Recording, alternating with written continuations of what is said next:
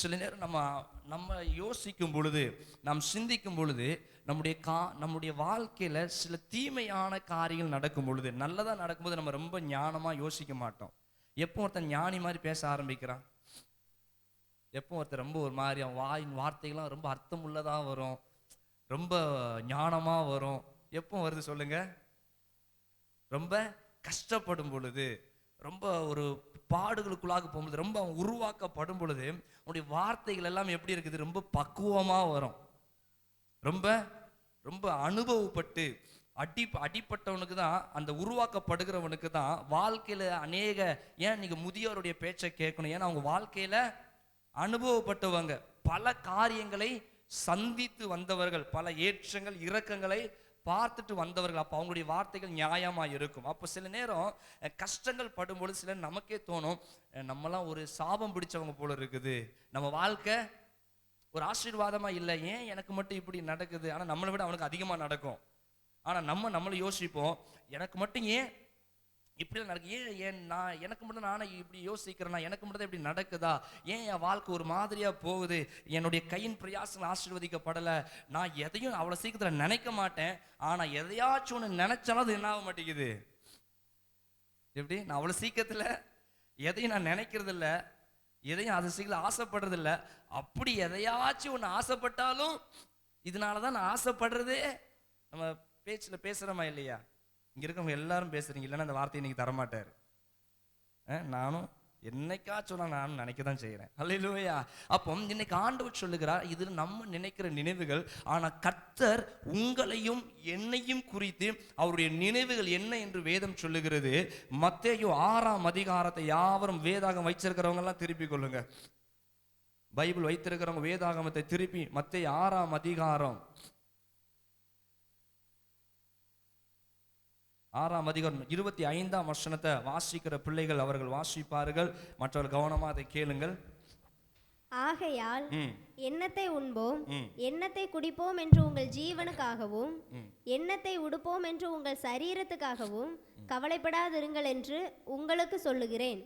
ஆகாரத்தை பார்க்கிலும் ஜீவனும் உடையை பார்க்கிலும் சரீரமும் விசேஷித்தவைகள் அல்லவா? அப்ப ஆண்டவர் சொல்லுகிறாரு, உன் ஆகாரத்தை பார்க்கிலும், இப்ப எல்லாம் கவனிங்க, நம்ம சாப்பிடக்கூடிய ஆகாரத்தை பார்க்கிலும், நம்ம போடக்கூடிய உடையை பார்க்கிலும் உங்கள் ஜீவனும் உங்கள் சரீரமும், ஆண்டவர் எப்படி சொல்றாரு? உங்க சரீரமும் உங்க ஜீவனும் அவருடைய பார்வையில விசேஷித்தவைகள். நல்ல கரங்களை தட்டி ஆண்டவர் மகிமைப்படுத்துங்க பாப்போம். அல்லேலூயா. 2வது கீழே மறுபடியும் வேதம் சொல்லுகிறது, வாசிங்க. ஆகாயத்து பட்சிகளை கவனித்து பாருங்கள், அவைகள் விதைக்கிறதும் இல்லை, அறுக்கிறதும் இல்லை, களஞ்சியங்களில் சேர்த்து வைக்கிறதும் இல்லை, அவைகளையும் உங்கள் பரமபிதா பிழைப்பூட்டுகிறார். அவைகளை பார்க்கிலும் நீங்கள் விசேஷித்தவர்கள் அல்லவா? அல்லேலூயா. அப்ப ஆண்டவர் சொல்லுகிறாரு, ஆகாயத்து பட்சிகளை பாருங்க. இப்ப என்ன பாருங்க? ஆகாயத்து பறவைகளை பாருங்க. என்னென்ன பறவைகள்லாம் இருக்குது? நிறைய பறவைகள் இருக்குது, அப்படிதானே? காகத்திலிருந்து, கருப்பு கலர்ல இருந்து, வெள்ளை கலர்ல இருந்து, ப்ரௌன்ல இருந்து, என்னென்ன கலர்லயோ என்னென்னமோ பட்சிகள் ஆண்டு சொல்லாரு. பறவை மட்டும் இல்ல, சின்ன சின்ன காதுகிட்ட சத்தம் போடுது பாருங்க. அதனுடைய தேவைகள் வரைக்கும் ஆண்டவர் என்ன பண்ணுகிறாரா? அனுதினமும் சந்திக்கிறார். ஆமென். அவைகள் எங்கேயும் போய் என்ன பண்ணல, போய் இன்னைக்கு போய் ஐயோ ஆகாரம் சாப்பிடணும்னு சொல்லி அது போய் விதைக்கிறதும் இல்லை, அறுவடை பண்ணுவதும் இல்லை. தான் வீட்டுக்குள்ள போய் உட்காந்து நம்மள மாதிரி என்ன பண்ணிட்டு இருக்கல, நம்மள மாதிரி என்னைக்கோ உள்ளதுக்காக சேர்த்து வைப்பதும் இல்லை. ஒரு ஆமென் சொல்லுங்க. அப்ப ஆண்டவர் சொல்லுகிறார், சாதாரண அவைகளுக்காகவே நான் அவைகளை ஒவ்வொரு நாள் போஷித்து நடத்த முடியாது. அவைகளை பார்க்கிலும் உங்களை கர்த்தர் எப்படி பார்க்கிறாரா? நம்மள விசேஷித்தவர்களாய் பார்க்கிறார். அப்ப உங்களை நான் அதை விட அதிகமாய் நடத்துவேன் என்பது நிச்சயம் அல்லவா என்று கர்த்தர் சொல்லுகிறார். கரங்களை உயர்த்தி ஆமென் சொல்லுங்களேன். அல்லேலூயா. நீங்க என்னைக்காச்சும் கவலைப்பட்டீங்கன்னா நேரம் உங்க வீட்டுக்குள்ள இருந்து வெளியே வந்துருங்க. வீட்டுக்குள்ள வெளியே வந்து அண்ணாந்து பார்த்துருங்க, வானத்தை அண்ணாந்து பாருங்க, இந்த அப்படியே என்ன நடக்குதுன்னு சொல்லி பாருங்க, இந்த மரம் செடிகளை பாருங்க, ஆகாயத்து பறவைகளை பாருங்க. அப்ப அதெல்லாம் பார்க்கும்போது சொல்லுங்க, இவைகளை எல்லாம் ஆண்டவர் நடத்துறாருன்னா உண்மையா என்னையும் என்ன பண்ணுவாரு? நடத்துவான்னு சொல்லி மறுபடியும் சந்தோஷமா உங்க வீட்டுக்குள்ள போங்க. அல்லேலூயா. மாடி வீடா இருக்கே பாஸ்டர், படிக்கிட்டு இறங்கி வெளியே வா, இல்ல மொட்டை மாடிக்கு போயிருங்க. ஒரு ஆமென் சொல்லுங்க. என்னுடைய வேதாகம கல்லூரியில் எப்போதெல்லாம் எனக்கு சோர்வுகள் வருதோ, எப்பெல்லாம் இப்போ அதிகமாக பாடல் எழுதுறது இல்லை, ஆனால் அதிகமாக நான் முன்னாடி பாடல் எழுதுனது எல்லாமே மொட்டை மாடியில் இருந்து தான் என்ன பண்ணுவேன், வானத்தை அண்ணாந்து பார்த்து தான் பாடல் எழுதுவது உண்டு. அப்படியே உட்காந்து போனோடனே ரொம்ப கஷ்டமாக வானத்தை பார்ப்பேன், மேகத்தை பார்ப்பேன். அவ்வளவு அழகா என்ன ஆகும், ஆண்டவர் அவருடைய படைப்பை பார்த்தோன்னே எனக்குள்ள மறுபடியும் என்ன வந்துடும், ஒரு பெரிய ஒரு விசுவாசம் என்ன ஆகும், எனக்குள்ள வர ஆரம்பிக்கும். உடனே ஆண்டுக்குள்ள மனது அவைகளே ஆண்டவர் எவ்வளவு ஆச்சரியமா பிளான் பண்ணி சூப்பரா நடத்திட்டு இருக்கிறாரு, நம்மளை விட்டுருவாரான்னு சொல்லி தைரியமா என்ன பண்ணுவேன், மறுபடியும் இறங்கி போய் கர்த்தரோட மறுபடியும் காரியம் நான் செய்ய ஆரம்பிப்பேன். அப்போ ஆண்டவர் இன்னைக்கு சொல்லுகிறார், இந்த உலகத்தில் இருக்கிற எல்லாவற்றையும் ஆண்டவர் விசேஷம் என்று சொல்லவே இல்லை. இந்த உலகத்தில் இருக்கிற மற்ற காரியங்களை பார்த்து கர்த்தர் என்ன சொல்லல, அடாடா எவ்வளவு அழகா இருக்குது, எவ்வளவு விசேஷமா இருக்குன்னு சொல்லல, நம்மளை பார்த்து தான் கர்த்தர் சொல்லுகிறார், விசேஷம் உள்ளவர்கள், விசேஷித்தவர்கள். ஹல்லேலூயா. பக்கத்துல பார்த்து சொல்லு, விசேஷித்தவர்கள் நீ சொல்லு. ஆமென். இனி உங்க வாயில ஏன் தான் நான் இப்படி இருக்கிறேன்னு சொல்லக்கூடாது, ஏன் தான் இந்த வீட்டுக்குள்ள பிறந்தேன்னு சொல்லக்கூடாது. முக்கியமா இந்த வாலிபர்கள் தான் சொல்லுவாங்க, ஏன் தான் இந்த வீட்டுக்குள்ள, அப்படி அந்த அந்த வீட்டை பார்க்கும்போது, பெரிய வீட்டை பார்க்கும்போது, சே இந்த மாதிரி நமக்கு ஒரு வாழ்க்கை இல்லையே, அது தாங்காது, உனக்கு அது என்ன ஆகாது, தாங்காது. ஆமென்.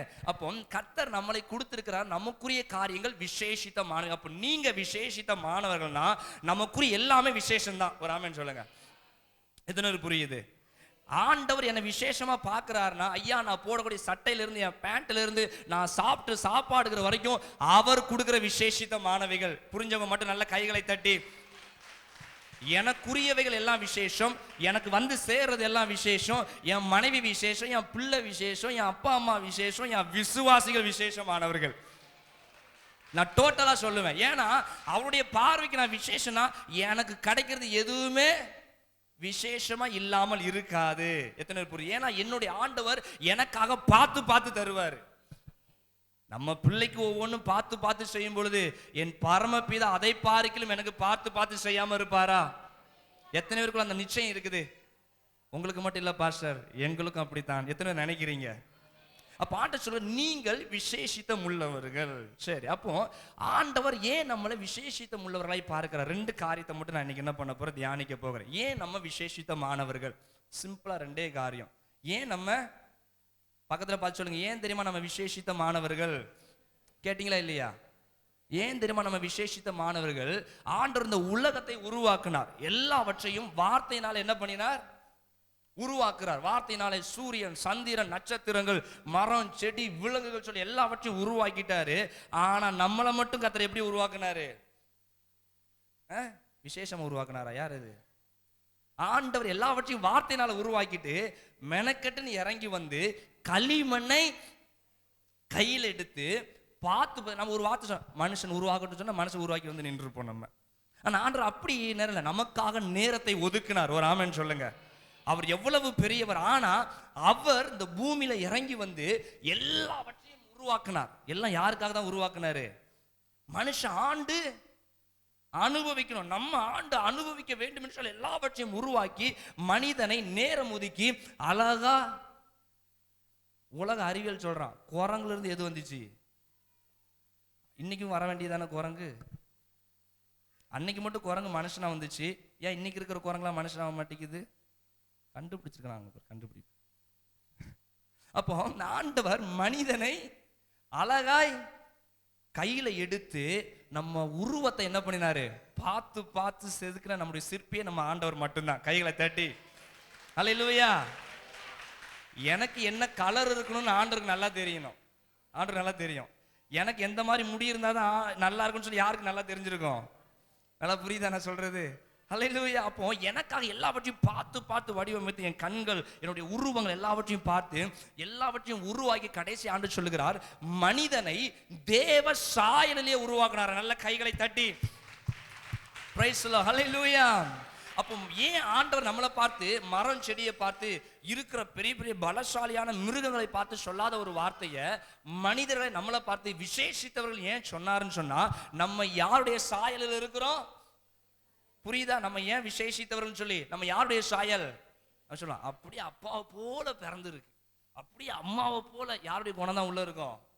உங்க பிள்ளைகளுக்கு நீங்க தலையில கை வச்சு சொல்லி ஜெபிக்கணும், என் குணமும் வேண்டாம், என் மனைவி குணமும் வேண்டாம், அவங்க குணமும் வேண்டாம், இந்த குணத்தை என் பிள்ளைக்கு என்ன பண்ணிருங்க ஆண்டவரே. எத்தனை சொல்லுவீங்க? வாலிபர்லாம் நோட் பண்ணிக்கோங்க. நீங்க வளரக்கூடிய சந்ததிகள் எப்படிதான் இருக்கணும்? பிள்ளைகள் இருக்கக்கூடிய பெற்றோர்கள், ஆண்டவரே உங்க குணம் உங்க சுபாவம் யாருக்கு வரணும்? எங்க பிள்ளைகளுக்கு வரணும். அப்ப ஆண்டவர் சொல்றார், தேவ சாயலில் என்ன பண்ணினாரா? மனுஷனையும் மனுஷியும் உருவாக்கி வச்சிருக்கிறாரு. ஆமென். அப்போ அந்த தேவ சாயல் மனிதர்களை விட்டு விலகி போனது. எப்போ விலகி போச்சு? பாவம் செய்யும் பொழுது, ஆதாம் ஏவாளும் பாவம் செய்யும் பொழுது தேவ சாயல் அவர்களை விட்டு விலகி போனது. அவங்க பாவத்துக்குள்ள போனாங்க. அப்போ எதற்காக தான் பூமிக்கு யார் இறங்கி வந்தா? இயேசு கிறிஸ்துவானவர் மனுஷனை, பாவியான மனுஷனை, நீ பாவி நீ பாவி நீ பாவின்னு சொல்லி உன் பாவத்தை பட்டியல் போடுவதற்காக இயேசு கிறிஸ்து வரல. பட்டியல் போட்ட பாவத்தை அவருடைய ரத்தத்தினால கழுவி சுத்தம் பண்ணும்படி இயேசு இறங்கி வந்தார். புரிஞ்சவங்க நல்லா? யாருக்கு நம்ம பாவத்தை ஆண்டவர் மன்னிச்சிருக்கிறார் நிச்சயம் இருக்கிற பிள்ளைங்க. ஹல்லேலூயா. இங்க இருக்கிற எல்லா பாவங்களும், என்னுடைய எல்லா பாவம், நம்ம பாவத்தை வெளியே சொன்னா மனுஷன் மதிக்க மாட்டான். உண்மைதானே? உங்க மனசுல இருக்கிறது அப்படியே டக்கு டக்குன்னு சொல்ற, நாளைக்கு தூணும் அடுத்த வாரம் ஞாயிற்றுல யாரும் இருக்க மாட்டீங்க. சிஸ்டர் அப்படி நீ இப்படி நினைக்கிற, நதியா இப்போ நீ இதை தான் நினைச்சுக்கிட்டு இருக்கேன்னு அடுத்த வாரம் பாப்பா, போதும் ஜாமி, இந்த சபைக்கு போனது போதும், இனி என்ன பண்ண வேண்டாம், எதுக்கு வீணா நம்ம போவானு, நம்ம கிட்ட இருக்கிறதெல்லாம் வெளிப்படுத்துவானு சொல்லி. அப்போ ஆண்டவர் நம்ம பாவத்தை, ஒவ்வொருத்தரும் பாவத்தை பிடிச்சி வச்சுட்டு நீ இதை செஞ்ச, நீ அதை செஞ்ச, நீ இதை செஞ்ச, இதை செஞ்சன்னு சொல்லி எல்லாருக்கும் தம்பு தப்பா போட்டு என்ன பண்ணல. இன்னைக்கு சில நோட்டீஸ் பார்க்குறோம், நடக்க போகிறதை நாங்கள் உங்களுக்கு சொல்லுவோம் வாருங்கள் எங்கள் கூட்டத்துக்கு. தயவு செஞ்சு போயிடாது, தயவு செஞ்சு போயிடாதீங்க. எங்கேயும் ஆண்டவர் அப்படிப்பட்ட நோட்டீஸ் அடிக்க என்ன பண்ணவே மாட்டாரு, சொல்ல மாட்டார். புரியுதா எத்தனை இருக்கு? ஹல்லேலூயா. இயேசு கிறிஸ்துனுடைய சாயல் பாவம் செய்யும்போது மாறினது. ஆனா இயேசு கிறிஸ்துவானவர் என்னைக்கு அவர்தான் என் கல்வாரி இரட்சகர், என் பாவங்களை மன்னித்து சிலுவையில ரத்தம் சிந்தினார் என்று சொல்லி விசுவாசிக்கிறோமோ, அப்பவுமே பாவத்துக்கு செத்து நீதிக்கு, எத்தனை கவனிக்கிறீங்க, நீதிக்கு பிழைத்து நம்ம பாவங்கள் இல்லாதபடிக்கு கர்த்தரை பரிசுத்தப்படுத்தி மறுபடியும் ரட்சிப்புக்குள்ள வந்த பிறகு தேவனுடைய சாயல் நமக்குள்ள இறங்கி வருகிறது. எத்தனை புரியுது? ஆல்ரெடி நம்ம தேவ சாயலை இழந்து போனோம். ஆனா எப்பவும் இயேசு கிறிஸ்துக்குள் ரட்சிக்கப்பட்டு என் பாவத்துக்கு ஆண்டவர் ரத்தத்துல எனக்கு என்ன கொடுத்துட்டாரு, விடுதலை கொடுத்துட்டாரு, இனி என்று சொல்லி அந்த எண்ணம் இருக்குதோ, அப்ப ஆல்ரெடி நமக்குள்ள மறுபடியும் என்ன வருகிறது, தேவ சாயல் இறங்கி வருது. அப்ப தேவ சாயல்லாம் என்ன? அப்ப நம்ம எல்லாம் ஏசப்பா போலயே இருக்கிறோமா? என் முகம் வேற மாதிரி இருக்குது, உங்க முகம் வேற மாதிரி. அப்ப இது தேவ சாயல் இல்ல, தேவனுடைய குணாதிசயம். புரியுங்கிறவங்க ஆமென் சொல்லுங்க. தேவனுடைய நல்லது கெட்டது ஆண்டவருக்கு தெரியும், எது நல்லது எது கெட்டது. அப்ப அந்த சுபாவத்தை தெரிந்தெடுக்கிற ஒரு தன்மை தான் தேவ சாயல். அப்ப இந்த தேவ சாயல் ரட்சிக்கப்பட்ட பிறகு கர்த்தர் மறுபடியும் நமக்கு என்ன கொடுக்கிறாரு, தேவ சாயலை கொடுக்கிறாரு. அப்போ தேவ சாயல் எப்படி இருக்கும்? இயேசு கிறிஸ்து இந்த பூமியில உயிரோடு வாழ்ந்தார், 33.5 ஆண்டு காலம் உயிரோட வாழ்ந்தார். அப்போ 3.5 ஆண்டு காலம் மக்களோடு மக்களா, மனிதர்களோடு, அநேக சீஷரோடு என்ன பண்ணினார், வாழ்ந்து காண்பு. அப்போ தேவனுடைய குணாதிசயத்தை 30 ஆண்டு காலம் தான் வீட்டுக்குள்ள தாய் தகப்பன் சகோதர சகோதரிகள் பார்த்துட்டு இருந்தாங்க. 3.5 ஆண்டு காலம் யார் பார்த்துட்டு இருந்தா? ஒருவர் கூட இயேசு கிறிஸ்துனுடைய காரியத்தை சுட்டி காட்ட முடியவே முடியல. இவர் பாவி, இவர் எல்லாம் பொய் சொன்னவங்க இருக்கிறான், பொய் சொன்னவர்கள் இருக்க. ஆனா உண்மை ஆண்டவரோட இருந்தவர்கள் ஒருவரும் இயேசு கிறிஸ்துவை என்ன பண்ணவே முடியல, இவர் பாவி என்று சுட்டி காட்ட முடியாத அளவிற்கு இயேசு கிறிஸ்துனுடைய குணாதிசயம் மிகவும் மகிமையாய் காணப்பட்டுச்சு. ஒரு ஆமென் சொல்லுங்க. ஹல்லேலூயா. அப்ப அவருடைய குணாதிசயம் ரட்சிக்கப்பட்ட பிள்ளைகளுக்கெல்லாம் வரணும். எத்தனை கவனிக்கிறீங்க? நல்லா கவனித்துக் கொள்ளுங்க.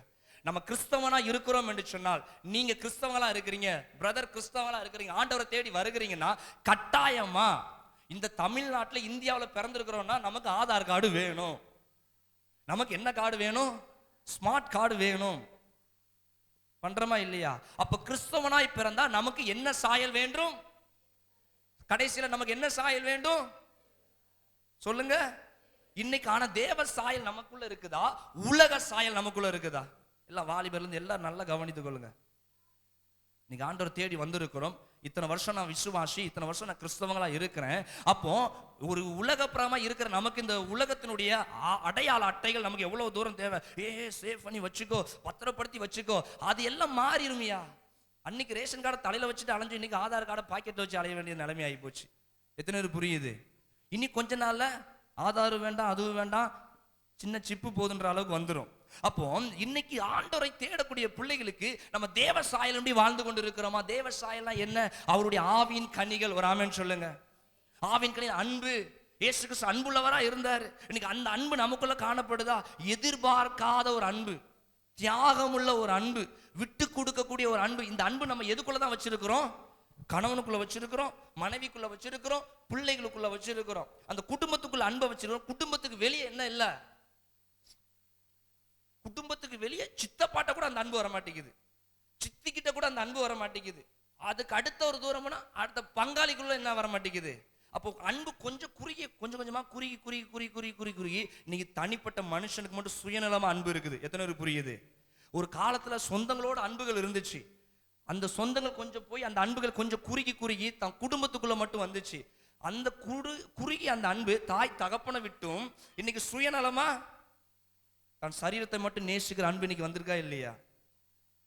அப்பாவை பிள்ளை விரட்டிட்டு போறான், இந்த பக்கம் ஓடுது, மருமகளை மாமியார் விரட்டிட்டு போகுது, நீ பிள்ளை அம்மாவை விரட்டிட்டு போகுது. இன்னைக்கு எத்தனை சண்டைகள் நம்ம குடும்பத்தில் நடக்குதா இல்லையா? எத்தனை பேர் புரியுது? அப்ப இந்த அன்புலாம் எங்க போகுது? நம்ம இன்னைக்கு சரீரத்தை குத்திக்கிறோமா? நம்ம சரீரத்தை நம்ம என்ன பண்றோம்? நேசிக்கிறோம். அப்ப இன்னைக்கு அன்பு நம்முடைய சுயநலத்தோட என்ன ஆயிட்டு? எத்தனை பேர் புரியுது? அப்ப இன்னைக்கு ஆண்டவர் சொல்லுகிறாரு, ஆவின் கனிகள் உள்ள தேவ சாயல் நமக்குள்ள கிறிஸ்தவங்களா இருக்கிற நமக்குள்ள கட்டாயமா. எப்படி உங்களுக்கு உலக பிரகாரமா இந்த கிரெடிட் கார்டு இருந்தாதான் உனக்கு இதை தருவேன்னு சொல்றானோ, அதே போல பரலோக ராஜ்யத்துக்குள்ள போகும் பொழுது கர்த்தர் பாப்பாரு, ஆவின் கனிகள் அன்பு இருக்குதா பாப்பாரு. சுகனியா அன்புள்ள பிள்ளையா இருக்கிறாளா? பாஸ்டர்ட்ட அன்பா இருக்கிறா, பக்கத்துல அபிகிட்ட அன்பா இருக்கிறா, அம்மா அப்பாட்ட வெளியே போ, வெயிட்டிங் லிஸ்ட். என்ன பண்ணு? Waiting list. அடுத்த கனி இருக்குதான் தேடி பார்ப்பேன். ஒன்னு சொல்றேன், நதியாவை. அப்போ நதியாவுக்கு அன்பு இல்லை. சரி, அடுத்தது பார்ப்பாரு, ஜபம் சுத்தமா இல்லையா, போ, உனக்கு ரெட் லைட் எரிஞ்சிடும். எத்தனை பேர் புரியுது? பின்னாடி இருக்கிற உங்களுக்கும் அதே மாதிரிதான். அப்போ ஆண்டவர் பரலோக ராஜ்யத்துக்கு உங்களை பார்க்கும் பொழுது வேதம் அவனுடைய கிரியைகளுக்கு தக்க பிரதிபலனை நான் என்ன பண்ணுகிறேன். அப்ப ஆண்டவர் உன்னை பரலோக ராஜ்யத்துக்கு கொண்டு போகணும்னா அவர் கிரியைகளை பார்க்கிறாரு. அன்பு இருக்குதா? அப்ப இயேசு கிறிஸ்து காண்பித்த அன்பு எப்படி அன்பு? எல்லாரும் அடிக்கிறாங்க இயேசு கிறிஸ்துவை, அவரை வேதனைப்படுத்தி காரி உமிழ்ந்து துப்புகிறாங்க, ஆனாலும் அவர்களை நேசிக்கிறார். ஆண்டவரே இவர்களை மன்னிங்க ஆண்டவரே.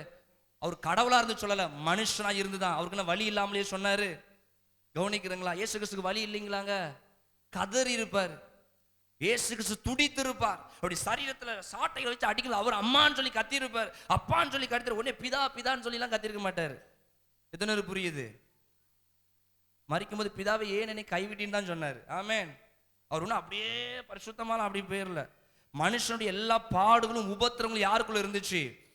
இயேசு கிறிஸ்துக்குள்ள இருந்துச்சு. ஆனாலும் அதே எண்ணத்தோட ஆண்டவரே இவங்களை என்ன பண்ணுங்க, மன்னிங்க. அப்ப அந்த அன்பு நமக்குள்ள இருக்குதா? அந்த தேவ சாயல் பொறுமை இருக்குதா நமக்குள்ள? கவனிச்சு கொள்ளுங்க, நல்லா கவனிங்க. பொறுமை இருக்குதா? சிலுவையிலே மாட்டி விட கல்லர்கள் வந்து சொல்றாங்க, கீழே இருக்கிறவங்களாம் சொல்றாங்க, நீங்க இப்ப நீ இயேசு மேசியா ஆனால் நீங்க என்ன பண்ணுங்க, இறங்கி வாங்க. இயேசு கிறிஸ்துக்கு எல்லா வல்லமும் இருந்துச்சா இல்லையா? இயேசு கிறிஸ்துக்கு வல்லம் இருந்ததா இல்லையா? சிறை காவல்காரன் பிடிக்கும்போது கூட துண்டாக்கப்பட்ட காதை அவர் என்னதான் பண்ணாரு? இயேசு கிறிஸ்து கண்ணுக்கான ஒருத்தனும் கண்ணீர் படுறத ஆண்டவர் விரும்பவே இல்லை. ஒரு ஆமென் சொல்லுங்க. என்ன பிடிச்சல, உனக்கு தேவைதான் பேதுரு, இன்னொரு காதையும் சேர்த்து வெட்டுன்னு சொல்லல ஆண்டவர். நம்மளா இருந்தா என்ன பண்ணிருப்போம்? தம்பி விடுறா அப்படின்னு இருப்போம் நம்மளாம். ஆனா இயேசு கிறிஸ்து அது வெட்டப்பட்ட காதை என்ன பண்ணாரா? ஒட்டுனாரு. அப்ப ஆண்டவருக்கு என்ன இருந்துச்சு? அடுத்த நேரம் கையில விலங்கு போட அவன் பயந்து இருப்பான், கையில விலங்கு போட. ஆனா ஆண்டவர் என்ன பண்ணினாரு? கொடுத்தாரு. ஆண்டவர் வேதனைப்படுத்த, நீ இறங்கி வா, வல்லம இருந்தா இறங்கி, எல்லாம் பரியாசம் பண்ணி கிண்டல் பண்ணுகிறான். ஆண்டவர் பிதா ஆனவர் கொஞ்சம் ஒரு 5 நிமிஷம் டைம் கொடுங்க, இறங்கி போயிட்டு ஒரு அசைச்சு நான் மறுபடியும் என்ன பண்ணிருந்தேன் வந்து இருந்தேன்னு சொல்லி ஆண்டவர் என்ன பண்ணல? யோசிச்சு பாருங்க, எல்லா வல்லமும் இருக்குது. இன்னைக்கு நம்ம எதுவுமே தப்பு செஞ்சுட்டு ஒரு ஆள் திட்டினா நம்ம பொறுத்துப்போம். தப்பு செஞ்சுட்டு ஒரு ஆள் திட்டினா நம்ம என்ன பண்ணிப்போம்? பொறுத்துப்போம். இதை தப்பு செய்யாம நம்ம ஒரு ஆள் சொன்னா வரைஞ்சு கெட்டுவோம் பாருங்க. எடுத்து நான் செஞ்சிருந்தா கூட நான் செய்யாததை சொல்லிட்டேன்னு சொல்லி அவ ஒரு இடத்துல தான் சொல்லியிருப்பா, நம்ம 10 வீட்டுல சொல்லிட்டே போவோம். இப்படி சொல்லிட்டாங்க பாத்துங்க, இப்படி சொல்லிட்டாங்க பாத்துங்க. அவன் நினைப்பா, அடி பாவி, நான் சொன்னது ஒரு வீட்டுக்கு தானம்மா, நீயே விளம்பரப்படுத்திட்டியே. ஆனா ஆண்டவர் வல்லமை இருந்தும் நீடிய, எத்தனை கவனிக்கிறீங்க? நீடிய பொறுமை. இன்னைக்கு அந்த தேவசாயல் நமக்குள்ள கிறிஸ்தவங்கன்னு சொல்றோம், கிறிஸ்தவங்கன்னு சொல்றோம். ஆண்டவருக்குரிய பைபிளை தூக்கிட்டு வரோம், ஆலயத்துக்கு போறோம், நாங்க ஞாயிற்றுக்கிழமை சர்ச்சுக்கு போறோம்யா, நாங்க இப்படிலாம் இருப்போம், நாங்க பொட்டு வைக்க மாட்டோம், அதை பண்ண மாட்டோம், நாங்க இப்படி இருக்க மாட்டோம், என்னென்னமோ சொல்றோம். அப்ப இதெல்லாம் அடையாளம் இல்லை. எதுதான் அடையாளம்? நீங்க நீடிய பொறுமை தான் அடையாளம். ஒரு ஆமென் சொல்லுங்க.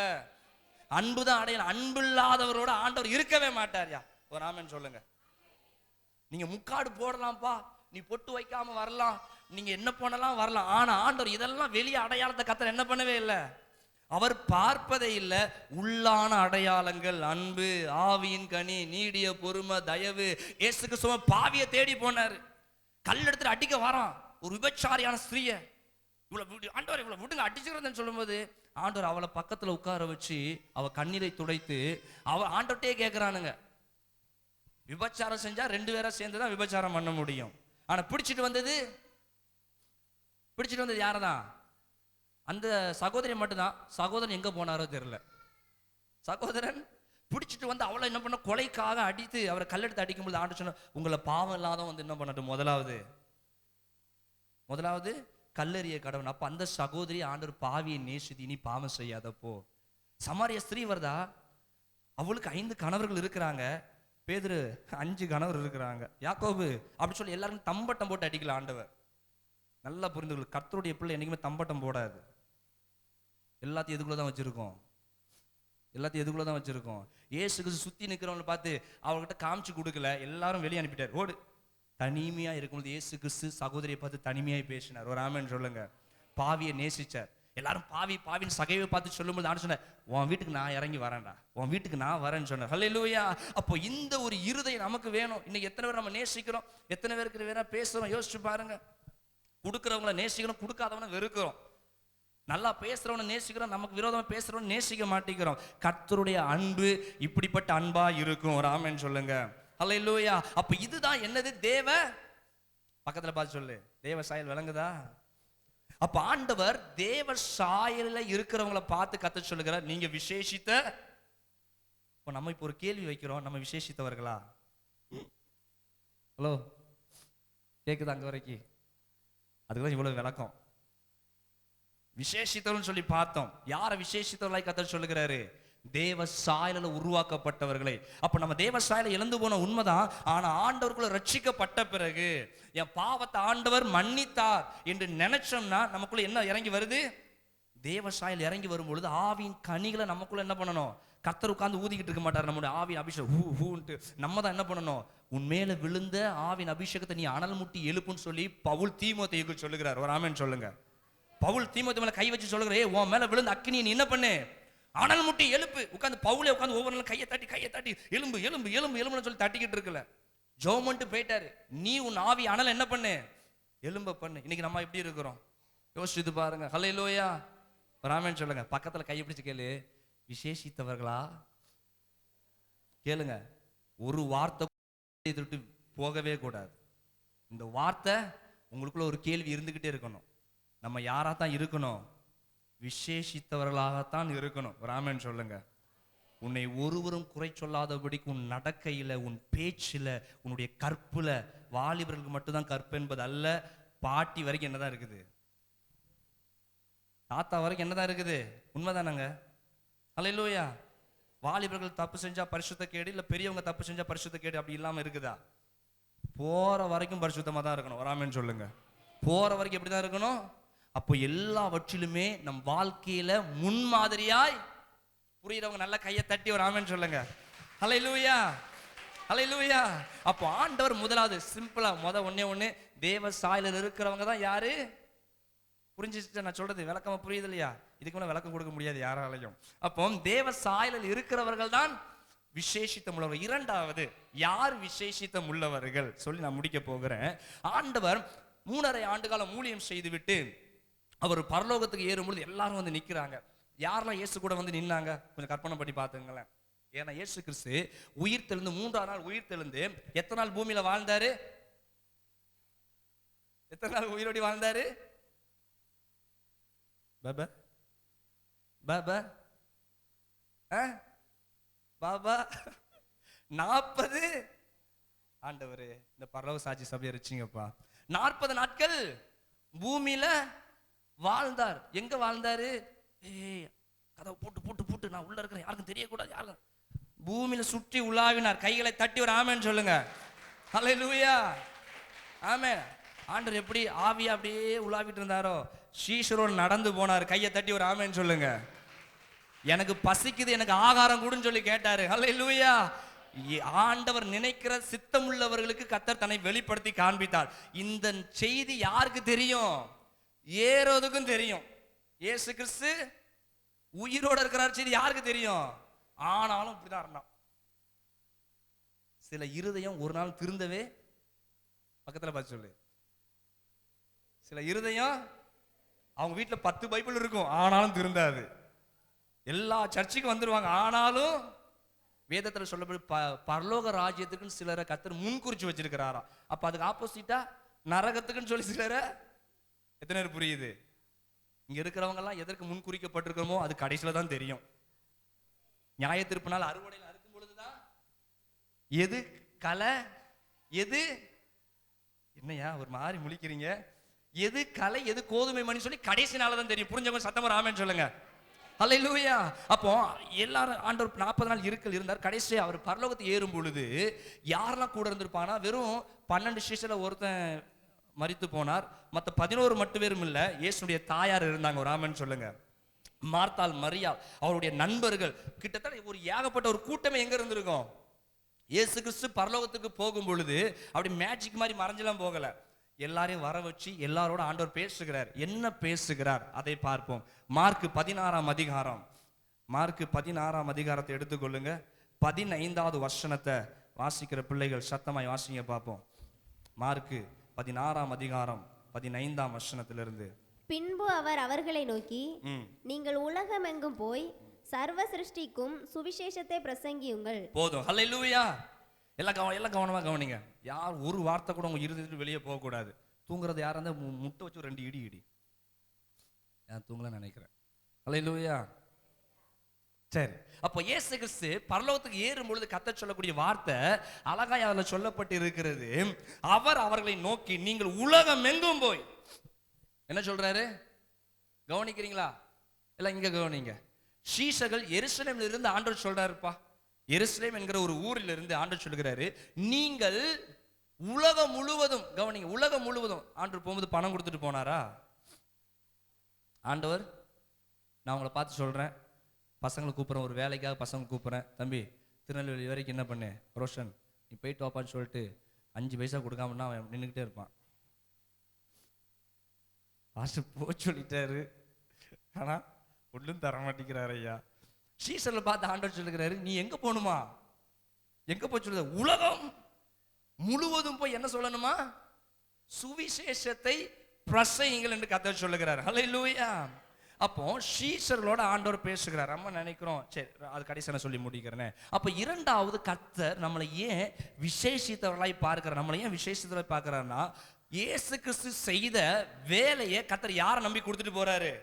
எல்லாம் கவனிக்கிறீங்களா? யார் நம்பி கொடுத்துட்டு போறாரு? இல்ல என்னால மட்டும்தான் இவ்வளவு பெரிய தரமான ஊழியத்தை செய்ய முடியும், என்னால மட்டும்தான் பிசாசை இங்க இருந்தே பார்த்து விரட்ட முடியும், மரித்தவர்களை போய் எழுப்ப முடியும் சொல்லி என்னால மட்டும்தான் செய்ய முடியும் அப்படின்னு சொல்லல. என்னை விசுவாசிக்கிற என்னிலும் எத்தனை, நல்லா கவனிச்சு கொள்ளுங்க, அற்புதங்கள் தானா நடக்கும் உங்க வீட்டுக்குள்ள. ஆமென். வார்த்தை மட்டும்தான் அற்புதத்தை செய்யும், அதை மட்டும் நல்லா பிடித்துக் கொள்ளுங்க. வார்த்தை இல்லாமல் அற்புதம் நடந்துச்சுன்னா அது நிலைக்காது. வார்த்தை இல்லாமல் அற்புதம் வந்தால் அது என்ன ஆகாது? நிலைக்கவே நிலைக்காது. அப்ப நல்ல வார்த்தை கவனித்துக் கொள்ளுங்கள். அப்போ ஆண்டவர் சொல்லக்கூடியது, என்னால மட்டும்தான் அற்புதம் செய்ய முடியும்னு சொல்லல, என்னை விசுவாசிக்கிற என்னிலும் பெரிய காரியங்களை அவன் செய்வான் என்று கர்த்தர் சொல்றாரு. அப்போ சீஷர்ல பார்த்து சொல்றாரு, நீங்க சுவிசேஷத்தை போய் சொல்லுங்க, உலகம் முழுவதும் போய் என்ன பண்ணுங்க, ஊழியம் செய்ய போங்க. இப்ப அங்க அப்போஸ்தலர்கள் மட்டும், அதாவது சீஷர்கள் மட்டும் இருக்கிறாங்களா, இல்ல நிறைய பேர் இருக்கிறாங்களா? கவனிக்கிறீங்களா? நிறைய பேர் இருக்கிறாங்க. அப்ப அங்க நிறைய பேர் அங்க யார் கூட இருக்கிறாங்க நம்ம பார்க்க போறோம். 16ஆம் வசனத்தை வாசிங்க. 16. விசுவாசம் உள்ளவனாகி ஞானஸ்தானம் பெற்றவன் ரட்சிக்கப்படுவான், விசுவாசியாதவன் ஆக்கினிக்குள்ளாக தீர்க்கப்படுவான். சரி, 17ஆம் வசனம். விசுவாசிக்கிறவர்களால் நடக்கும் அடையாளங்கள் ஆவன. கர்த்தர் சொல்லுகிறார், நீ உலகம் முழுவதும் போய் என்ன சொல்லு, என் சுவிசேஷத்தை பிரசங்கம் பண்ணு. பிரசங்கம் பண்ணுனா என்னென்ன நடக்கும்னு சொல்லி கர்த்தர் சொல்லுகிறார். ஹல்லேலூயா. அப்ப என்ன நடக்குமா?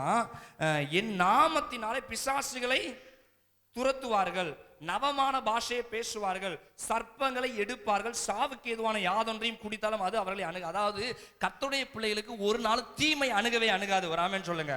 எந்த சாபமும் யார் அணுகாது? எந்த சாபமும் கர்த்தருடைய கவனமா கேளுங்க, கர்த்தருடைய பிள்ளைகளை அணுகவே அணுகாது. அதற்கு கீழே சொல்லப்பட்டிருக்கிறது, யாதொன்றை குறித்து அவர்கள் சேதப்படுத்தாது, வியாதியஸ்தர் மேல் கைகளை வைப்பார்கள், அப்பொழுது அவர்களை சொஸ்தமாவார்கள் என்றார். ஒரு ஆமென் சொல்லுங்களேன். சரி, இவைகள்லாம் யாருக்கு ஆண்டவர் சொன்னாரு? 12 சீஷர்ல ஒருத்தன் மரித்து போனான், மிச்சம் இருக்கிறது 11 சீஷர்கள் தான். அந்த 11 முன்னாடி வாருங்கள் அப்படி சொல்லி கர்த்தர் தனித்தனி கையை வச்சுக்கிட்டு, நீ வியாதியை துரத்துவ கபா கபா கபா கபா கபா, நீ பிசாசை விரட்டுவ கபா கபா கபா கபா அப்படின்னு சொல்லி என்ன பண்ணல? கவனிக்கிறியா இல்லையா? இயேசு கிறிஸ்து தனித்தனியா முன்னாடி கூப்பிட்டு, ஏ பேதுரு நீ இதை பண்ணு, ஏ யாக்கோபு நீ இதை பண்ணு சொல்லி கர்த்தர் அப்படி பண்ணல. யாரு? விசுவாசிக்கிறவர்களால் நடக்கும். எல்லாம் வாய் திறந்து சொல்லுங்க, விசுவாசிக்கிறவர்களால் நடக்கும் அடையாளங்கள். பேய் ஓடுமா? கையை தட்டு. உங்களுக்கு போய் சொன்ன பாரு.